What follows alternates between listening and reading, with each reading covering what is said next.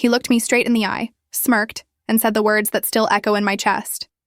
"You're just ugly now. I'm not attracted to you anymore." And then, as if that wasn't enough, he grabbed his jacket, laughed with his friends, and walked out of the restaurant. Left me sitting there, alone, humiliated, with the entire $347 bill staring back at me like a cruel joke. That was the night my life flipped upside down. The night I realized the man I loved wasn't just cruel. He was a fraud, but to explain how I got to that moment, I need to go back to the beginning. To the days when Ryan wasn't a monster in my eyes, but the man I thought was my future. When I first met Ryan, I wasn't looking for love. I had just gotten out of a messy breakup and was mostly focusing on work and myself. He slid into my life like one of those movie moments, unexpected, smooth, and almost too good to be true. We met at a coffee shop, cliché as it sounds. He was standing in line behind me, talking on the phone about some marketing campaign he was running. His voice was confident, full of authority. He dressed sharp, tailored shirt, expensive-looking watch, perfect smile. When he struck up a conversation, it felt natural, easy. He complimented my scarf, made a joke about my complicated coffee order, and by the time I walked out, I had given him my number. Ryan chased me hard. Texts in the morning, calls at night, flowers delivered to my office just because. He made me feel like I mattered, like I was the center of someone's world. For the first time in a long time, I let my guard down. The first year was almost perfect. We laughed a lot, traveled a little, and celebrated each other's birthdays with over-the-top gestures.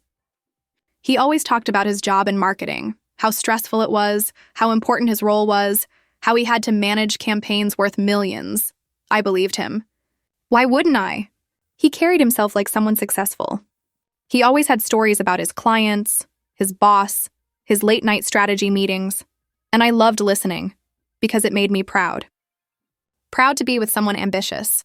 Someone driven, but slowly, little cracks started to show. It began with small comments. Jokes about my clothes being a little too basic. Teasing me about not going to the gym as often. Casual remarks about how his coworkers' girlfriends were so fit or so stylish. I brushed it off at first. Told myself he was just being playful or maybe trying to motivate me. But over time, the comments cut deeper. One night, while I was getting ready for a date, I remember him staring at me in the mirror and saying, "Babe, maybe wear something darker. It's more slimming." I laughed it off, but inside it stung. Ryan had this way of making me feel both loved and not good enough at the same time. And I hated that I let it happen. The breaking point came on a Friday night. Ryan had invited me to dinner with his friends, something he rarely did. He usually kept his social life separate, claiming he didn't want to mix circles. I was nervous but excited. I wanted his friends to like me. I dressed up, did my makeup, wore the heels he once said made my legs look amazing. The restaurant was fancy, candlelit, with menus that didn't even list prices. His friends were already seated when we arrived. They were loud, drinking, laughing, making inside jokes. I felt like an outsider trying to keep up. I tried to join the conversation, but every time I spoke, Ryan either cut me off or brushed me aside with a joke. His friends laughed. I smiled through it, but my stomach was tight. Then came the moment. One of his friends made a comment about couples, about how looks fade over time. Ryan, drunk and smug, leaned back in his chair, looked me up and down, and said, "Yeah, tell me about it. She used to be so hot. Now she's just ugly. I'm honestly not even attracted to her anymore." The table erupted in laughter. My heart stopped. I couldn't breathe. I stared at him, waiting for him to take it back. To laugh and say he was joking. But he didn't. He just smirked, grabbed his jacket, and announced he was done, and then he left, with his friends, leaving me sitting there, red-faced, humiliated, with the bill, $347. I paid it. My hands shaking so badly I almost dropped my card. Walking out of that restaurant alone was one of the hardest things I've ever done. When I got home, I collapsed on my bed and cried until my chest ached. I thought that was the end of the story, that Ryan had broken me for good. But I had no idea that what happened that night was only the beginning, because soon I'd discover that Ryan's cruelty was only half the truth. The man who called me ugly wasn't just a bad boyfriend. He was a liar, a fraud. And the lies he built his entire life on were about to come crashing down, and I would be the one holding the match. The weekend after that humiliating night was a blur. I didn't leave my apartment, didn't answer texts, barely ate. Every time I closed my eyes, I saw his smirk, heard his words, felt the sting of his friends laughing at me like I was the punchline of some cruel joke. Ugly. That word clung to me like poison.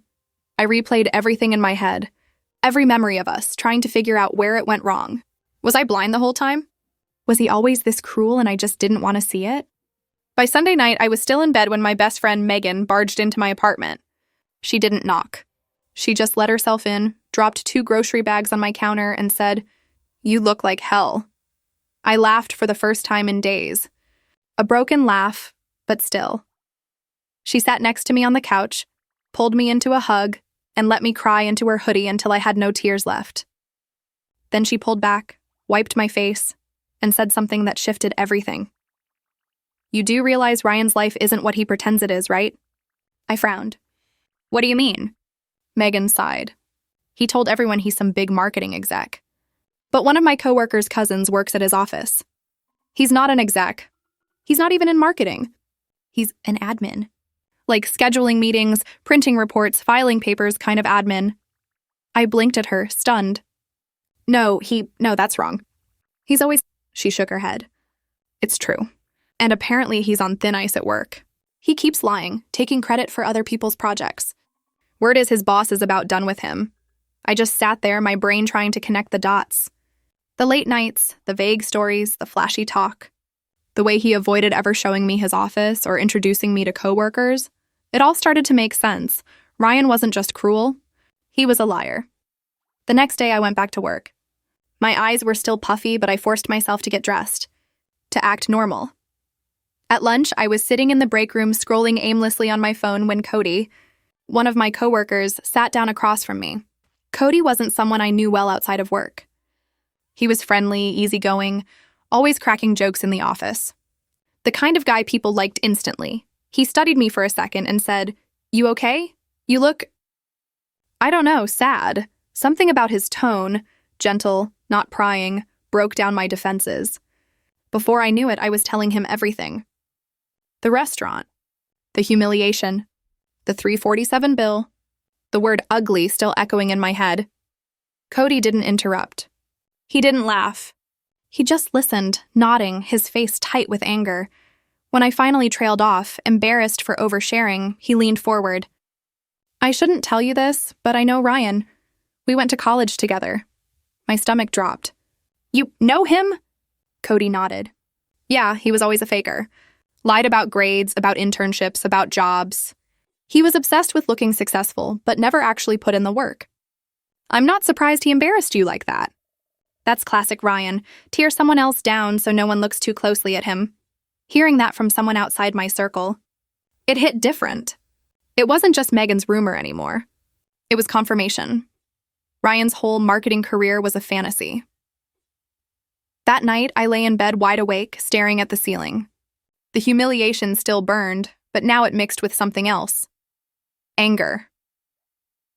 I thought about all the times I cheered Ryan on, believed in him, bragged about him to my friends.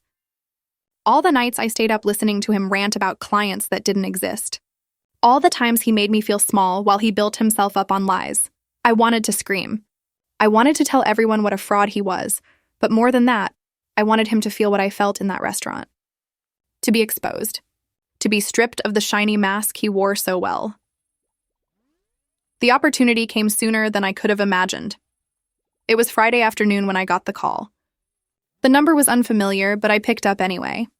"Hi, sweetheart, it's Mrs. Lewis, Ryan's mom." I froze. His mom?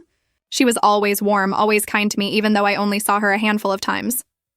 "Oh, hi, Mrs. Lewis," I said, my throat tight. She was cheerful. "I just wanted to make sure you and Ryan are coming to his birthday dinner this weekend. We've got a big family gathering planned. He said he invited you, but I know how forgetful he can be." I sat there in stunned silence. He hadn't invited me, obviously. He hadn't even told her we'd broken up. I started, not sure what to say. She cut me off. "It would mean so much if you were there. Ryan always talks about how supportive you are. You're practically part of the family already." Something inside me shifted. The anger that had been simmering all week flared into something sharper.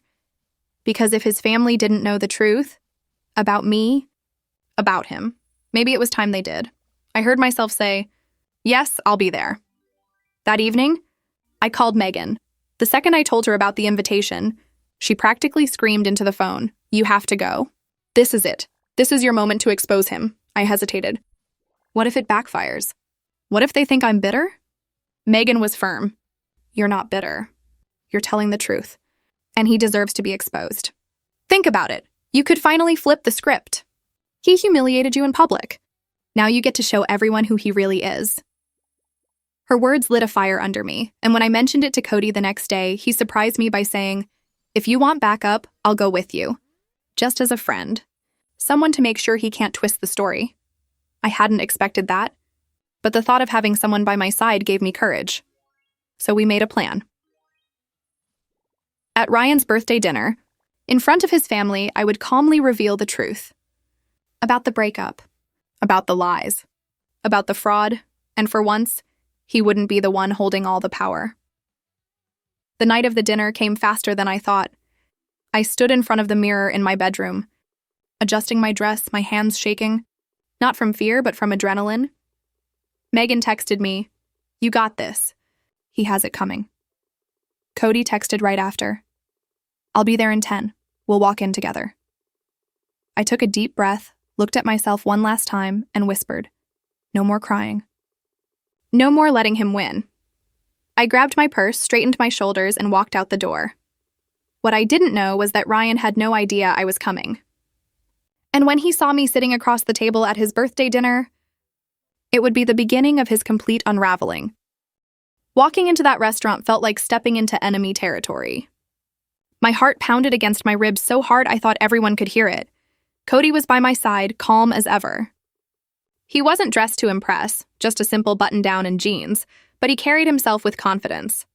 The kind of presence that instantly made me feel less alone. When we reached the private dining room, I could hear laughter spilling out. Ryan's laugh was the loudest. That smug, fake laugh I used to love. Cody nudged me gently. "You ready?" I swallowed hard and nodded. "Yeah, let's do this." The moment we walked in, Ryan's mom lit up. "Oh, you made it!" She rushed over, hugging me like I was still her future daughter-in-law. I hugged her back, feeling a pang of guilt. She didn't deserve what was about to happen. But I reminded myself, she deserved the truth more than the lies Ryan fed her. Ryan's dad gave me a polite nod. His cousins waved. His sister Emily smiled warmly, and then there was Ryan. He froze mid-laugh when he saw me. His face drained of color, then flushed deep red. His eyes darted from me to Cody, then back to me. "What are you doing here?" He hissed under his breath when his mom turned away. I smiled sweetly. "Your mom invited me. I wouldn't miss your big day." The vein in his forehead pulsed. He clenched his jaw but didn't make a scene. "Not yet." We sat down. I was across from Ryan with Cody at my side. Ryan kept glancing at us, twitching like a bomb about to go off. His mom, oblivious, chatted happily. So Ryan tells us he's leading a huge campaign at work. Millions of dollars on the line. I felt Cody shift slightly next to me. That was our cue. I smiled politely. "Oh, really? That's interesting because that's not exactly what I've heard." The table went quiet. All eyes turned to me. Ryan stiffened. "Don't." His voice was low, dangerous. I ignored him. See, Ryan hasn't been completely honest. He doesn't lead campaigns. He doesn't work in marketing. He's an administrative assistant. Filing, scheduling, making copies. And from what I hear, he's about to lose even that job. A stunned silence followed. His mom blinked, confused. "Sweetheart, what are you talking about?" Ryan let out a nervous laugh. "She's lying. She's bitter." "Don't listen to her." Cody leaned in, calm but firm. "She's not lying. I went to college with Ryan. He's been pretending to be successful for years. Ask anyone at his office. He's not in marketing. He's barely keeping his job," gasps around the table. His dad's face hardened. His sister Emily whispered, "Oh my God." Ryan's mask cracked. His eyes went wild. "You think you can come here and embarrass me in front of my family?" He slammed his fist on the table, making glasses rattle. His mom put a hand on his arm. "Ryan, is this true?" He yanked his arm away. No, they're lying. She's just mad I dumped her. The word dumped hung heavy in the air. His family looked at me in shock. His mom whispered, "Dumped?" I took a deep breath. Yes, he broke up with me last week. In public, at a restaurant. He called me ugly in front of his friends and walked out, leaving me with the bill. $347, gasps again. His mom's hand flew to her mouth. His sister looked horrified. His dad shook his head in disgust. Ryan's voice rose. She's lying. She's twisting everything. But the desperation in his tone gave him away. Cody calmly pulled out his phone. If you want proof, I can call someone at your office right now. Ryan lunged across the table, trying to grab the phone. Don't you dare! His dad barked, Ryan! Sit down! For the first time, I saw fear in his eyes. Not anger. Not arrogance. Fear. The more his family pressed, the more unhinged Ryan became. I did what I had to do, he shouted. Do you know how hard it is to impress people in this world? Nobody cares if you're just some admin. Nobody respects you unless you look important. His voice cracked, his face red with rage and shame. His mom's eyes filled with tears. Ryan, why didn't you just tell us the truth? He sneered. Because the truth is pathetic. I'm pathetic. Is that what you want me to say? The room went dead silent. Ryan grabbed his coat, knocked over a chair, and stormed toward the door. But before leaving, he turned and pointed at me, his finger trembling with fury.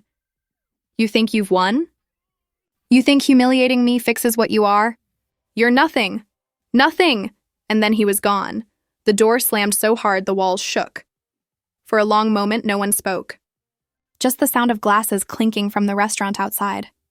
Finally, his mom looked at me with tears in her eyes. I'm so sorry. You didn't deserve any of that, his dad muttered. He needs help. His sister nodded silently, her face pale.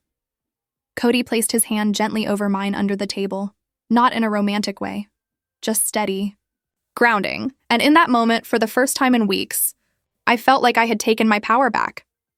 But the story didn't end there. Ryan wasn't just humiliated. He was unraveling. That night he got drunk. Very drunk.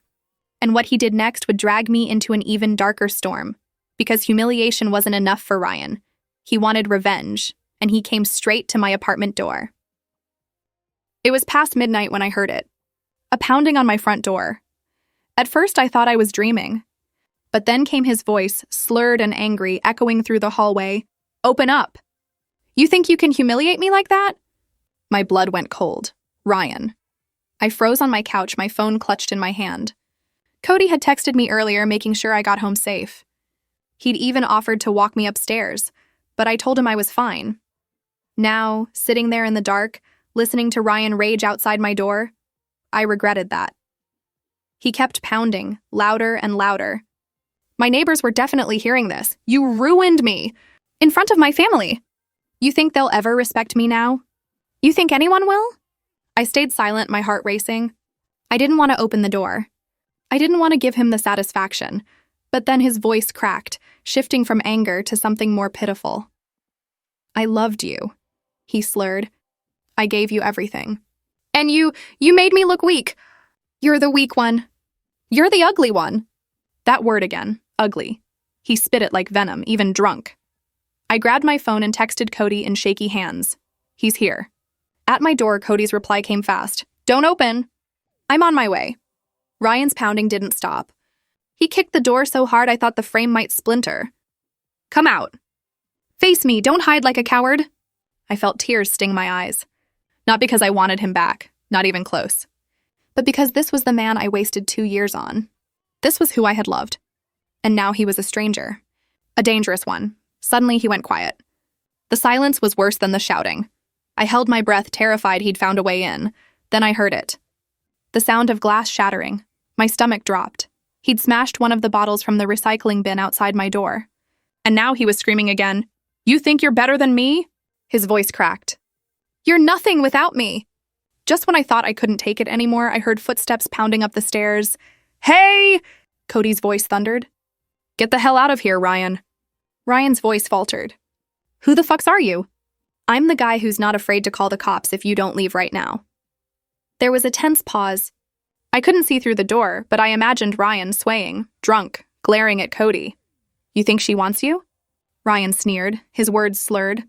She's pathetic. You can have her. Cody didn't flinch. Leave. Now, before you regret it. I pressed my hand over my mouth, trying not to sob. Finally, after what felt like forever, I heard Ryan's footsteps stumbling away down the hall, his curses fading as he disappeared into the night. I opened the door a crack. Cody stood there, breathing hard, his jaw tight. He looked at me, his eyes softening instantly when he saw my tear-streaked face. You okay? He asked quietly. I nodded, though I wasn't. Not really. He stepped inside, gently closing the door behind him. He's gone. But you should call the landlord tomorrow. Maybe even the cops. At least make a report? That guy's unhinged. I sank onto the couch, shaking. I can't believe this is my life right now. Cody sat beside me, not too close, but close enough that I felt grounded. This isn't your fault. Don't you dare blame yourself for his choices. His words hit me deep. Because the truth was, I had been blaming myself. For being blind. For staying so long. For not walking away sooner, but hearing it from someone else.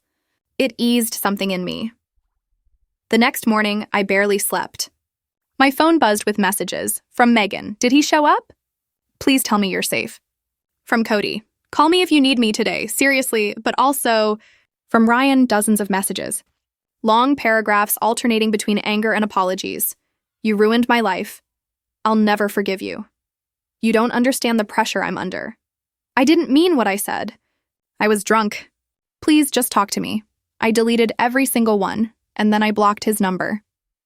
For the first time in 2 years, I felt a weight lift from my chest. Word traveled fast. Megan told me Ryan's meltdown at the dinner became the talk of his extended family.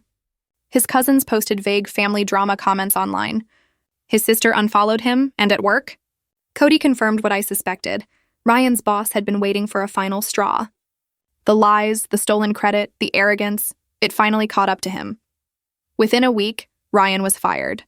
Not laid off. Not let go. Fired.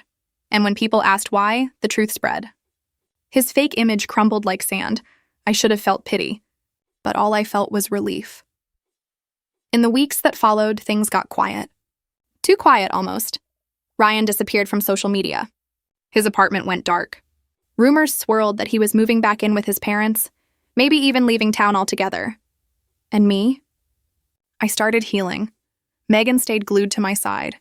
Cody checked in often, sometimes grabbing coffee with me just to make me laugh. It wasn't romantic. Not even close. But it was safe, friendly, and that was exactly what I needed. For the first time in a long time, I wasn't walking on eggshells. I wasn't being torn down by jokes that weren't really jokes. I wasn't carrying someone else's lies on my back. I was just me. But closure didn't come overnight, because even though Ryan had lost everything, his job, his image, his mask, he wasn't done with me, and one final message. Weeks later would prove that sometimes, even when the storm is gone, the thunder still echoes. For weeks it was quiet, too quiet. After Ryan lost his job, after the drunken meltdown at my door, it was like he vanished off the face of the earth. No texts. No calls, no random accidental run-ins. His social media accounts disappeared one by one. His apartment looked empty whenever I walked past it. At first, I didn't trust it. I kept waiting for him to show up again, pounding on my door, screaming insults in the hallway. I jumped at every unexpected knock, every unknown number calling my phone. But then days turned to weeks. And slowly, my body started to relax. It was over.